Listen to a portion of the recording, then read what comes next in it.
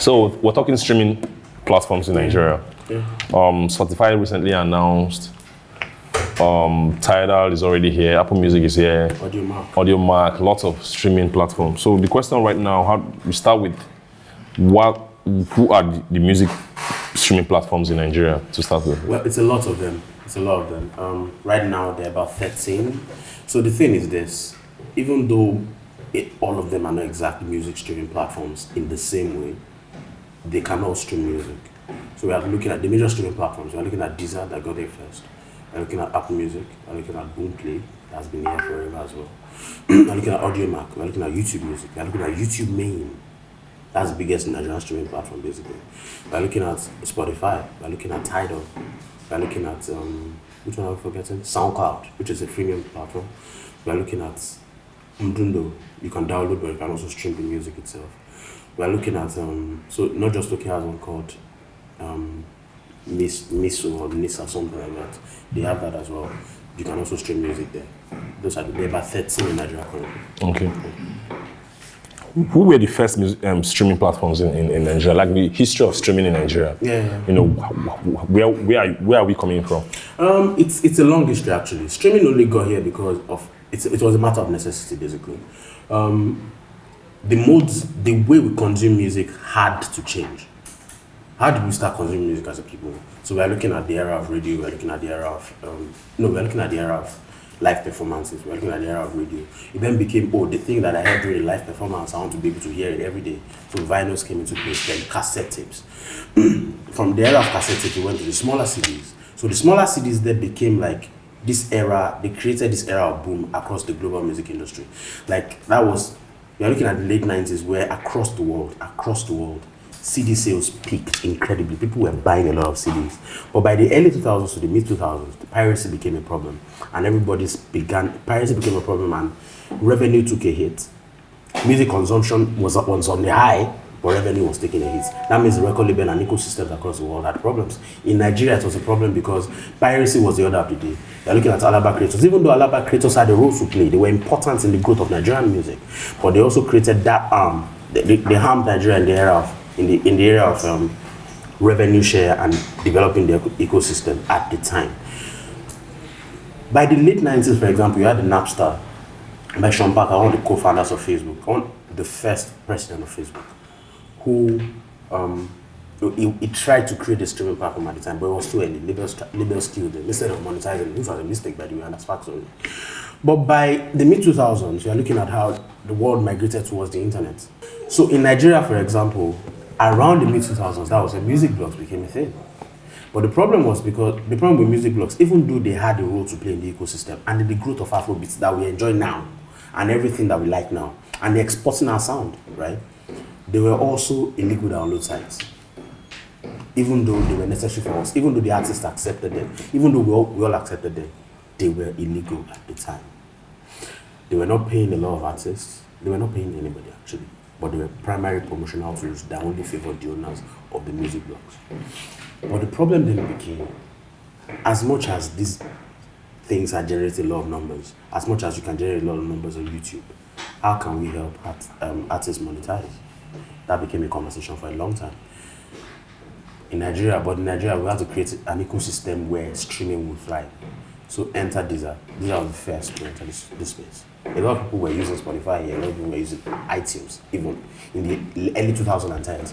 But Deezer were the first ones to enter this space. They are still here, but they still have an office in Nigeria because it's a small Deezer team. I think there are about 50 people on Deezer. So after Deezer, we're looking at Boomplay. So Boomplay started off as techno music. That was them, Oye, Akindele, Iredumari, Tosin, all those ones. They were the ones that, it was Oye at first. So they were the ones that started off the idea of techno music. So techno music was this thing that, it was an idea of Johi. That's what I hear anyway. It was the idea of Johi, who's the current CEO of the company. They were trying to create a platform where people could consume music in a different way. The idea then morphed into Boomplay. Then after Boomplay, you had Apple Music. From the moment Apple Music got into the country, they broke a glass ceiling in terms of, besides Boomplay, they broke a glass ceiling in terms of switching the pricing for Africa. where everybody else was charging like $9.99 in the US or $7.99. Here, this brought it to Naira. Started charging with they started charging in Naira. They were charging 900 for the simple plan, premium plan, and they were charging 1,004 for the family plan. The idea now became, how can everybody come into this space? SoundCloud had already become a thing in the early 2010s because independent artists were just releasing their music on the platform. At the time, audiomack was just a mixtape platform. It wasn't it's not what audiomack currently is. So SoundCloud, alter artists, they were important in the rise of SoundCloud in this country. You have to give them their credit, and that's facts only, by the way. They promoted the idea of SoundCloud, and SoundCloud became a thing. So later into the decade, now these days, in quick succession, we just saw everybody coming. YouTube Music, Tidal, Spotify, audiomack as well last year. It was, now we are crowded by everybody. Ndundo has always been here as well, but Ndundo is primarily a download market. So what they do is their mode of revenue generation is they impute ads into the 20 seconds of the song and they split the revenue 50-50 with the artists. So that's what it is. But now, before Tidal and Spotify became, why are these people not here? It's a bunch of reasons. Because number one, the major reason why they were not here is part of the reasons why streaming is not growing in Africa. So number one, we are looking at poverty, which is a big problem. The average Nigerian person is living below $1 a day, reportedly. That was a report that came out in 2019 or 2018. That's number two. You have slow internet, terrible slow internet that is really expensive. Like people who can afford to eat, how would they pay for it? Then you are looking at the problem of also of people entrenched customer behavior. So there's an entitlement in Nigeria. Even right now, download is the major means of music consumption in Nigeria. Like I was speaking with the CEO from Dundo last year, the idea was since 2015, right? Over 150 million Africans have downloaded music, and at least half of that number, around half of that number comes from Nigeria. So we are looking at 75 million Nigerians that download music every year. Last year, Nigeria Loaded released Nigeria Loaded CEO released the number of unique visits they got last year. Guess how many people visited Nigeria Loaded? Unique page views, 1.8 billion. Those are ridiculous numbers. People doubted it. 2 billion. People doubted it, but they went back to the record from 2 years earlier that they grabbed from Google Analytics. About 1.7 billion Nigerians people visited Nigeria Loaded in 2018 or 2019. So that means those numbers were authentic. So right now, streaming is not exactly it's not penetrating because of the things around it. People can afford it and a lot of internet issues. What's the attraction to Nigeria at this point, to this streaming platform? Well, the attraction to Nigeria is very simple. It's a Nigerian thing because Nigeria is like the nucleus of Africa anyway. But number one, it's a twofold. We have to look at it from the perspective of the streaming platforms and then from the perspective of the country. From the streaming platforms perspective, they've conquered everything already. They need to expand. Like Spotify this year, for example, they expanded to over 50 countries. Last year, Apple Music expanded to over 37 countries.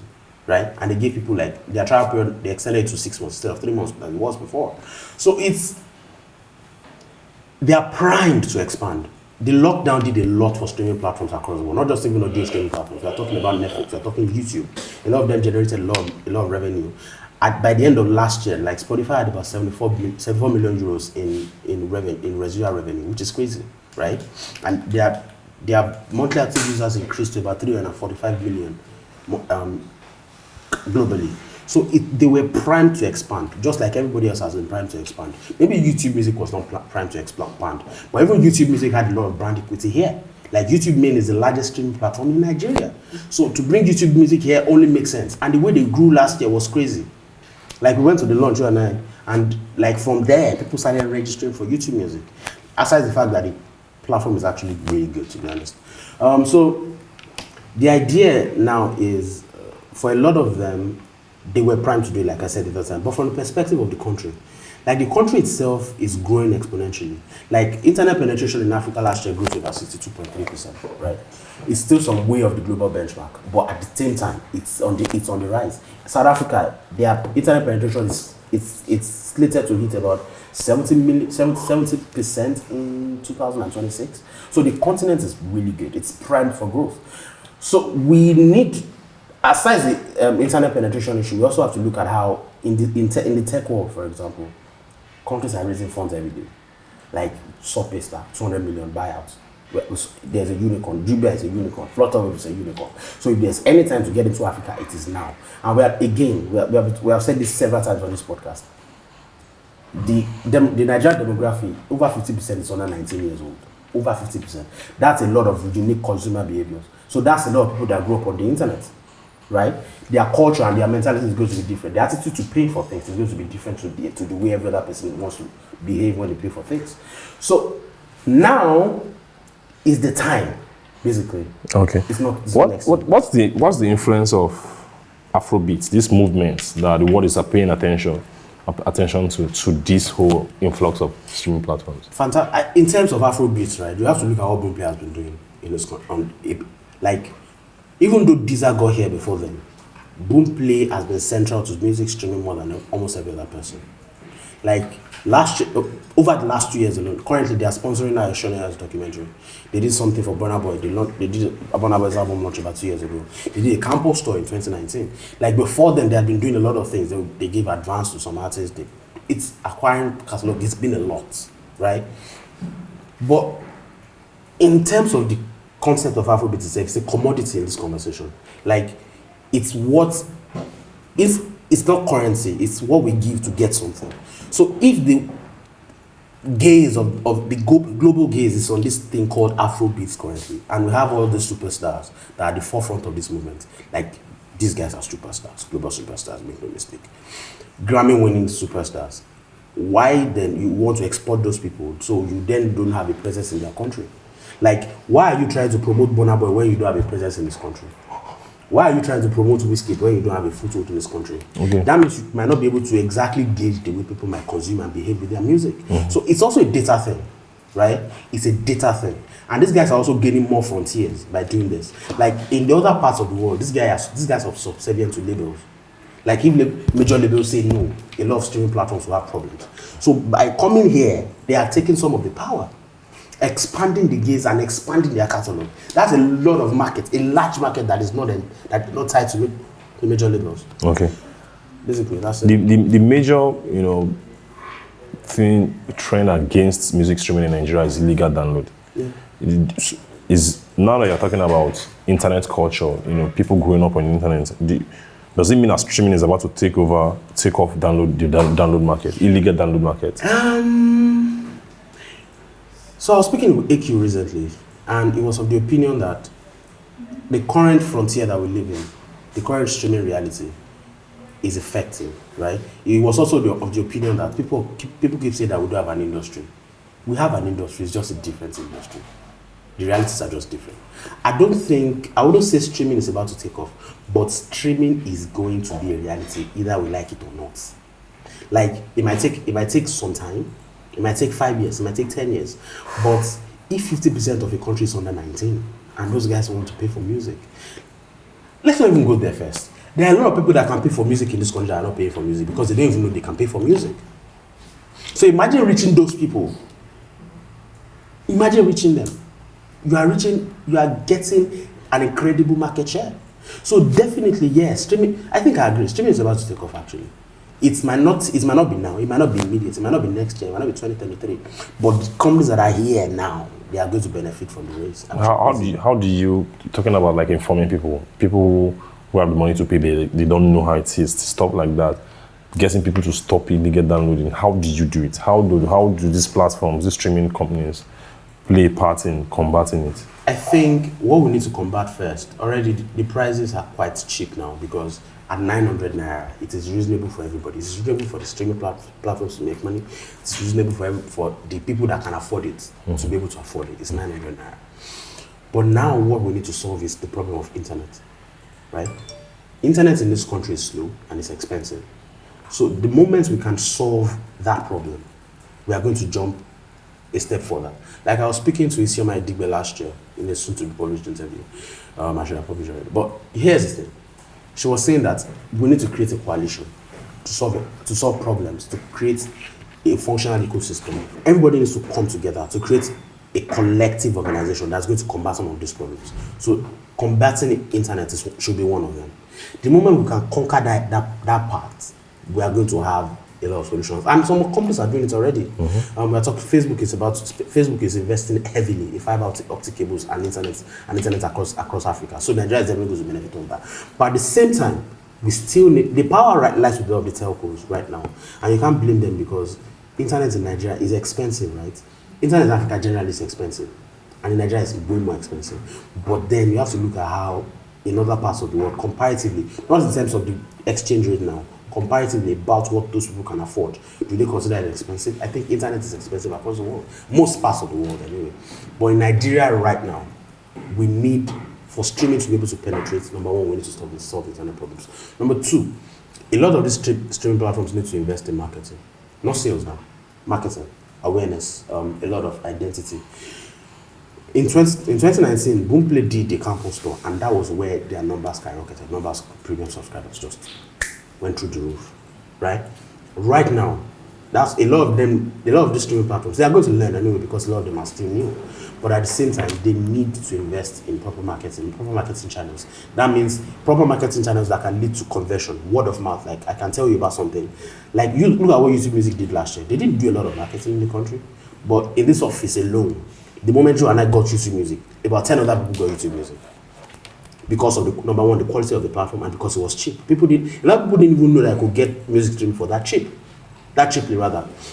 So they need to make people know that these things are there, and they need to make people know that they can afford them. Okay. That's it. When we talk about illegal downloads, what are the dangers of it, like the harms? Does it do any harm to anybody? Yes, it does. It hurts the ecosystem more than we can ever understand. Like a lot of artists are not making music. Like a lot of Nigerian artists can't even show you their numbers because the numbers are horrible. They're terrible numbers. A lot of them. And you have to understand why they can't show these numbers off. Like distribution companies in the country right now, even though they are pumping a lot of money into the ecosystem, right? They are not generating a lot of those things back. You are seeing a lot of them do 360 deals. That's the future of distribution in this country. A lot of them are going to be doing 360 deals. They are going to want to get a cut of even touring and product placement and brand deals. That's the reality we live in. So the number one thing is it hurts the ecosystem. When the artist is not getting money and when the money is not going around as it should enough, then the ecosystem suffers. That's the major problem. Okay. Illegal downloads hurt the ecosystem. That's it. But at the same time, a lot of artists still believe in them because they think it's promotion and they think it's marketing. And you can't blame these artists. You can't blame them because the major source of income for artists majorly is endorsement and live performances anyway, across the world. It's not even the Nigerian thing alone. So if a lot of them are saying, this is the way for me to get my music out there and the way for me to make money, you have to understand it. So it's a problem with a lot of sides. It's a complex issue. But at the same time, at the root of it, fundamentally, we need to eradicate illegal downloads. And that's what a company like Undundo is trying to do. So Undundo is trying to get, you are going to download the music because a lot of Nigerians still believe in downloads. What they do is, you download the music, but there will be, in the opening 10 seconds of the song, there will be ads in there, and they share the revenue 50-50 with the artist. Okay. So that's it. Well, so now you talk about the harms of illegal downloading. How does streaming benefit the ecosystem? Streaming benefits the ecosystem because number one, in 2019, streaming was responsible for about 60% or 65% of the global revenue in the music industry, in the global music industry. So that means it's a new frontier of music consumption. Like Drake is the biggest artist in the world. Why is he the biggest artist in the world? Because it's probably the biggest on streaming platforms. If Drake releases an album in the years that doesn't release an album, maybe it might not be one of them. Yeah. But if Drake releases an album this year, you can be sure that by the end of the year, it's going to be the most streamed artist on a lot of platforms. Streaming benefits the ecosystem because number one, it's going to pay the artists. It's going to get money back to the artists. Like if anything that can get money back to the artists benefits any ecosystem, and that's factually, it's that simple. Okay. Out of all the platforms you've mentioned, who do you think is winning in Nigeria in terms of everything? Subscribers, the influence, everything? Right now, Boomplay is winning. It looks like Boomplay. They have the cheaper prices. They have the representation with the mainstream, and their major selling point is the fact that they come pre-installed on Infinix, Techno, and Itel phones. That's a lot of brand equity already. And in 2020, they were ranked by a publication I can't remember now as the most desirable Nigerian brand in Africa, across Africa. And they sold about 140 million phones in Africa in 2019. Those are crazy numbers, crazy numbers, right? So if those guys have that brand equity, then it means that they are winning on a lot of fronts. They also manufacture phones in Africa. But then you have an Apple Music that's coming in. The numbers are rising through the roof as well. And the fact that Apple Music, they appeal to a lot of the mainstream, but Apple Music appeals to the premium audience. So it's two different strategies that are very effective. We don't know who is winning consistently now, but right now Boomplay is slightly ahead because only under 3% of Africa uses Apple, right? But that 3% is a premium market. That's the advantage. But Boomplay has about over 60% of the Nigerian market. It's a unique dynamic. So maybe Boomplay understands slightly, and that's facts.